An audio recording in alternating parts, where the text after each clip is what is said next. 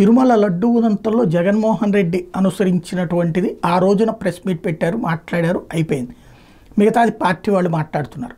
ఒక ప్రతిపక్షం తననే టార్గెట్ అయినటువంటి సందర్భంలో కూడా సమాధానం చెప్పుకోవడం చేతకాలేదు జగన్మోహన్ రెడ్డికి అన్నటువంటిదే ఒక విమర్శ ఉంది. రెండవది, అసలు వైఎస్ఆర్ కాంగ్రెస్ పార్టీ దీంట్లో పూర్తిగా డిఫెన్స్లో పడిపోయినటువంటి సిచ్యుయేషన్.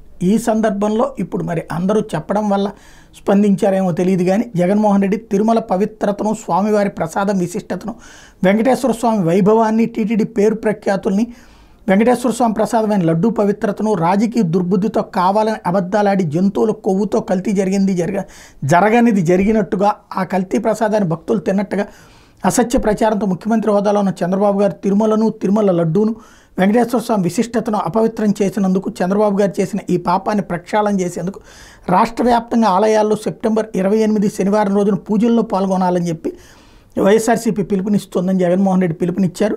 28వ తారీఖున స్వయంగా జగన్మోహన్ రెడ్డి తిరుమలకి వెళ్ళి స్వామివారిని దర్శించుకోవడానికి రంగం సిద్ధం చేసుకుంటున్నారు.